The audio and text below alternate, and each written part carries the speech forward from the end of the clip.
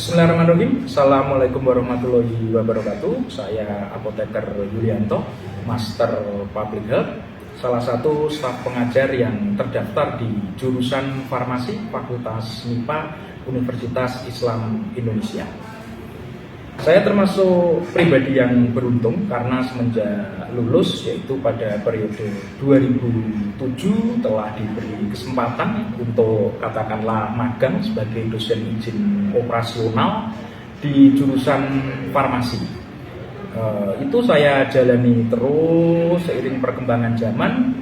Saya mendapatkan kesempatan untuk studi lanjut, kemudian sesuai dengan habit dan minat saya dalam bidang pemberdayaan masyarakat, maka saya memilih studinya adalah promosi kesehatan dan perilaku di Fakultas Kedokteran waktu itu di Universitas Gadjah Mada.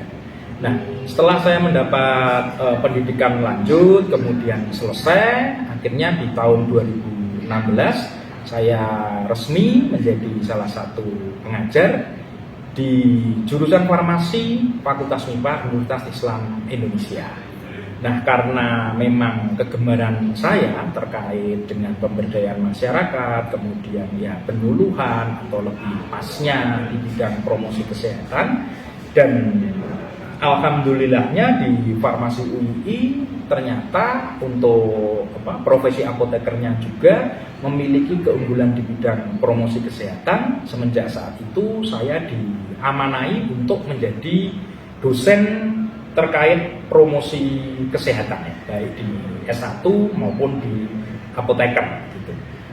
Kalau sebelumnya sih ada pembelajaran ilmu kesehatan masyarakat, ini lebih luas dari promosi kesehatan. Waktu dulu saya menjadi dosen izin operasional sudah mulai belajar atau menyampaikan hal tersebut. Kemudian video ini kami buat sebagai bagian untuk persyaratan sertifikasi dosen, utamanya di pernyataan diri dosen dalam unjuk kerja Tridharma Perguruan Tinggi. Nah, kemudian mata kuliah yang saya ampu sekarang berdasarkan surat penugasan ya, atau SK, surat keputusan, adalah promosi kesehatan. Promosi kesehatan ini diberikan untuk mahasiswa farmasi di semester 5, 2 SKS begitu, masuk dalam klaster Social Behavior Administrasi atau ilmu sosial, perilaku, dan administrasi. Kemudian ada beberapa capaian CPL dan CPMK ya, capaian pembelajaran lulusan. Yang pertama sih capaian pembelajaran dari lulusan yang dikehendaki adalah lulusan yang berintegritas dan bertanggung jawab. Ini akan tercermin dari sikap tanggung jawab dari lulusan nanti dalam menyelesaikan tugas-tugasnya, serta ya berkontribusi untuk kemaslahatan umat, termasuk juga menyuarakan kebenaran dilandasi dengan nilai-nilai sopan santun dan seterusnya. Kemudian yang kedua, lulusan ini inovatif dalam kefarmasian. Artinya diharapkan lulusan menjadi pribadi yang inovatif untuk banyak menerapkan inovasi-inovasi berhubungan dengan penyelesaian masalah kesehatan kefarmasian yang ada di sekitarnya. Kemudian juga lulusan akan menjadi manajer dan kolaborator yang baik, artinya mereka mampu mengelola tugas-tugas yang diberikan, termasuk nanti yang menggunakan data untuk membuat program promosi kesehatan. Gitu. Nah, kemudian untuk mata kuliah promosi kesehatan ini, capaian pembelajarannya bisa disampaikan agar mahasiswa ini memiliki etika dan aktif dalam perkuliahan, nanti akan tercermin dalam attitude mereka dalam mengikuti kuliah, kemudian juga pengerjaan tugas-tugas dan seterusnya. Kemudian untuk mampu berinovasi, mahasiswa nanti akan memahami promosi kesehatan secara utuh, definisi, strategi, area, kemudian hal-hal yang mau dilakukan, dan seterusnya. Kemudian mahasiswa ini kan promosi kesehatan tujuannya mengubah perilaku, sehingga mahasiswa juga akan belajar terkait teori perubahan perilaku baik individu maupun juga sosial gitu. Nah, kemudian tadi disampaikan bisa mengelola program, termasuk untuk bagaimana mereka mendapatkan data, mengolah data, menyajikan data, serta apa yang terjadi itu dipakai untuk membuat program promosi kesehatan gitu. Nah, kemudian mahasiswa dalam perancangan program, karena nanti mereka akan dapat tugas lapangan juga ya dalam pembelajaran ini, maka mereka akan membuat atau mengaplikasikan konsep SMART atau Specific, Measurable, Achievable, kemudian relevan dan time bound dalam pembuatan program kesehatan. Intinya kuliah ini nanti metodenya selain klasikal, diskusi interaktif, akan ada dinamika kelompok, akan ada role play, bagaimana mereka melakukan edukasi kesehatan ke masyarakat, termasuk nanti setelah UTS gitu ya, setelah UTS teman-teman mahasiswa ini akan terjun ke masyarakat untuk melakukan pengambilan data, menentukan permasalahan kesehatan, kemudian nanti mereka akan berdinamika kelompok dalam menyusun rencana program, baik metode atau medianya, termasuk role play, mereka melatih, melakukan metode dan media, kemudian ke masyarakat lagi untuk mengimplementasikan program, setelah itu dievaluasi, dan setelah itu mereka membuat laporan, termasuk melaporkan di depan kelas dengan presentasi. Ya, kemudian untuk penilaian seperti biasa kita ambil ya tugas atau kuis pasca kuliah atau jeda kuliah, kemudian juga menilai program di lapangan yang dilakukan, kemudian juga nanti ada evaluasi lewat UTS dan UAS yang akan kita buat, biasanya akan menggunakan soal MCQ ya, sebanyak biasanya 50 soal MCQ untuk dikerjakan dalam waktu sekitar 75 menit. Kurang lebih itu gambarannya, dan nanti kita bisa bertemu dengan teman-teman mahasiswa di kelas untuk sama-sama mengenal promosi kesehatan. Terima kasih. Bismillahirrahmanirrahim. Kita mau kenalan dengan yang namanya promosi kesehatan. Apakah yang dimaksud dengan promosi kesehatan? Romo pengen ke sini. Menurutmu Dik, promosi kesehatan itu apa? Harfiah aja. Apa? Informasi Oke. tentang kesehatan pada masyarakat. Memberikan informasi kesehatan kepada masyarakat. Oke, jawabannya Romo simpen dulu ya, salah satunya. Nah, kemudian kalau Romo rangkai 1, 2, 3, 4, 5 ini adalah dinamakan ya di undang-undang terbaru kita, Undang-Undang 17 2002 tentang kesehatan, ini adalah upaya kesehatan. Kalau maksudnya preventif apa? Pencegahan penyakit. Ada contohnya apa, seperti apa?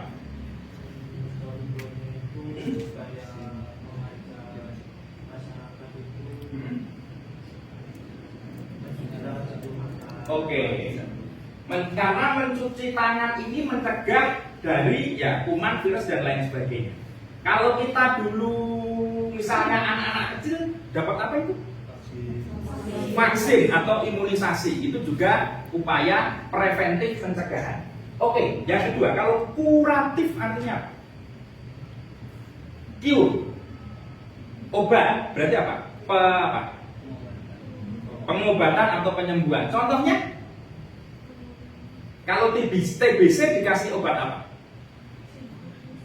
Ya, rifampicin. Berarti kan pengobatan itu upaya untuk menghilangkan penyakit. Contohnya sakit TB, ya salah satu obatnya rifampicin ya. Selain itu pirasinamid, isoniazid, ethambutol, bahkan ada juga suntikan streptomycin. Kuratif untuk pengobatan.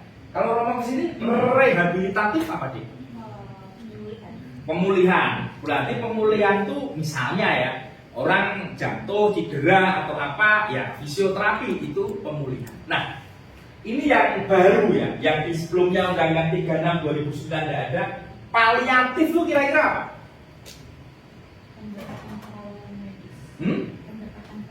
Pendekatan perawatan medis. Nah, kadangkala kalau ini itu ya sembuhlah bisa. Tapi kadangkala ada nggak kira-kira penyakit yang mungkin ya karena satu dan lainnya tidak tersembuhkan, sehingga dokter angkat tangan?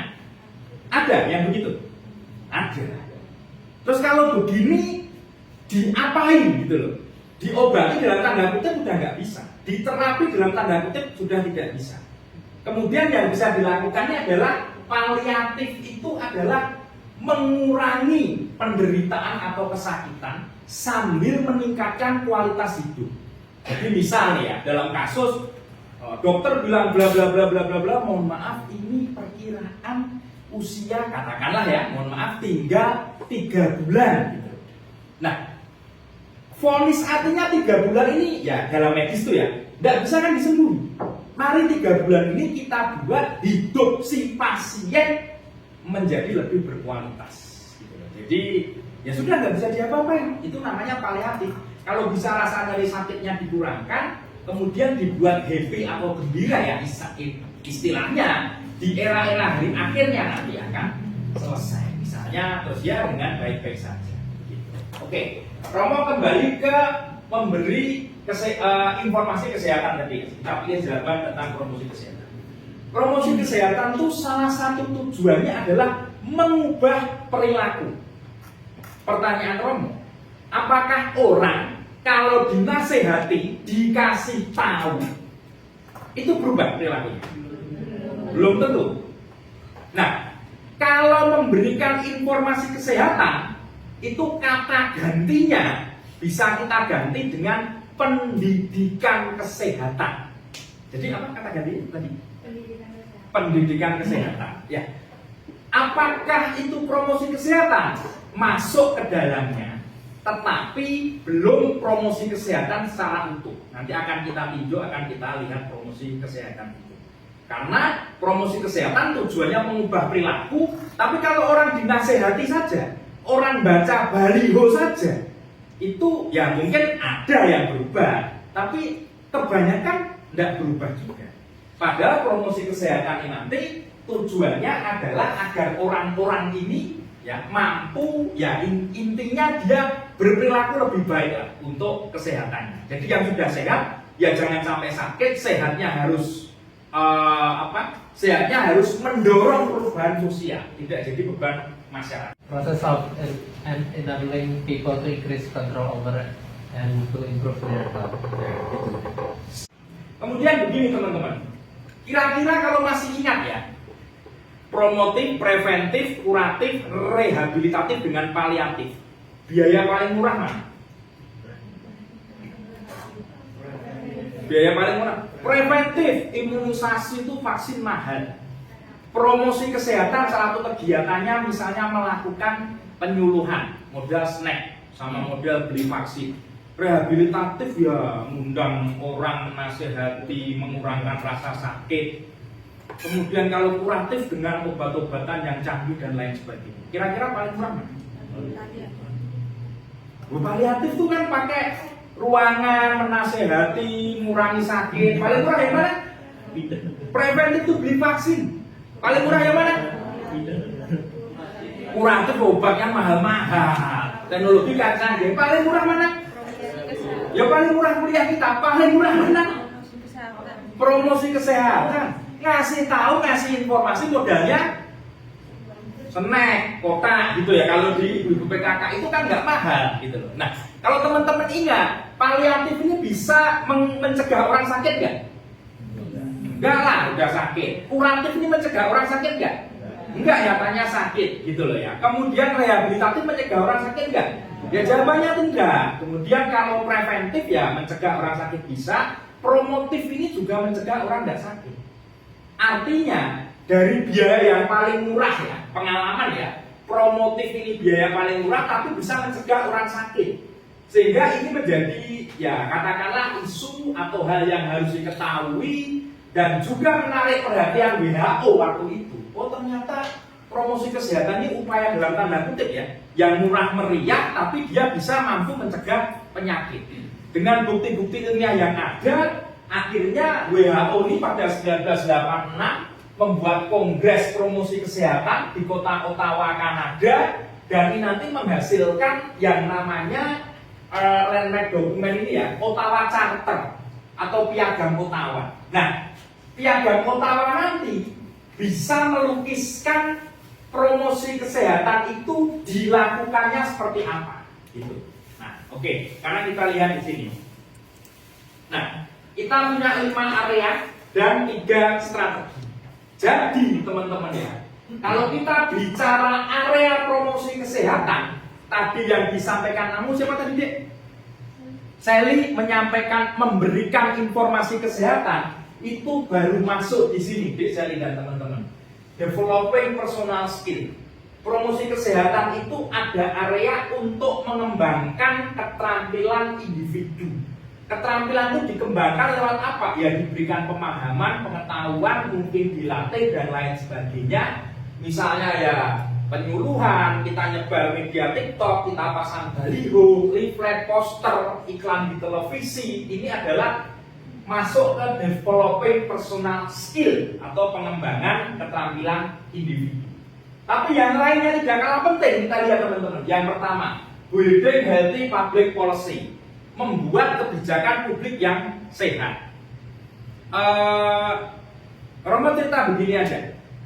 Di Singapura itu orang meludah sembarangan tuh kayaknya nggak ada. Orang rokok sembarangan itu kayaknya nggak ada. Kira-kira kenapa? Kok tidak ada perilaku itu di Singapura? Menurut teman-teman? Kenapa? Dijawab karena ada peraturan. Ya orang itu kan kadang-kadang ditakuti peraturan. Orang kalau tidak taat peraturan dapat apa? Atau mendapatkan apa? Sanksi atau denda. Itu yang ditakuti orang. Sehingga promosi kesehatan itu termasuk bagaimana membangun kebijakan publik yang pro terhadap kesehatan. Ya misalnya kan di Singapura, rokok sembarangan denda, misalnya $10.000 Singapura. Meludah sembarangan, buang sampah sembarangan, didenda, membuat orang menjadi sakit, menjadi takut. Jadi kadang-kadang perilaku yang nggak cukup dinasehatin itu juga bisa diupayakan dengan membuat peraturan yang membuat si orang-orang itu menjadi ya tidak akan melakukan perilaku itu. Gitu ya. Itu kan penting. Ya misalnya di sinilah ya di UII ketika ketahuan merokok, ya peraturan Pak Rektor ya disanksi. Nyatanya kita kawasan tidak merokok ya, tidak ada yang merokok di sini di kampus. Itu satu. Kemudian yang kedua, jangan lupa promosi kesehatan itu juga punya tanggung jawab membuat lingkungan yang mendukung. Gitu. Jogging bagus nggak untuk kesehatan? Menurut teman-teman, bersepeda? Sayangnya ketika tidak disediakan trek atau lingkungan untuk melakukan itu, ya bagaimana orang mau jogging? Takutlah ya misalnya jogging kendaraan banyak, tidak ada jalur khusus, merasa tidak aman, ya niatnya mau berperilaku sehat malah terancam nyawanya karena kondisi itu. Ya. Jadi membuat lingkungan yang suportif ini juga promosi kesehatan. Kemudian memperkuat gerakan atau aksi massa. Di sekitar kita ini kan banyak klub-klub yang tujuannya untuk kesehatan. Mungkin ada klub bola, klub voli, basket, klub sepeda, mungkin klub yang kuliner membuat masakan menu sehat atau apapun. Nah, itu bisa kita dorong, bisa kita dukung, bisa kita promosikan agar kegiatan teman-teman ini yang di klub itu bisa memasyarakatkan dan diikuti oleh banyak orang. Teman-teman pernah dengar pabrik punya CSR, itu pernah dengar? Nggak apa-apa. Kalau artinya CSR apa? CSR itu C-nya itu corporate, artinya perusahaan, S itu sosial, berarti ini bukan aspek bisnisnya, R-nya itu responsibility atau tanggung jawab. Jadi pabrik atau perusahaan itu punya tanggung jawab sosial kepada masyarakat.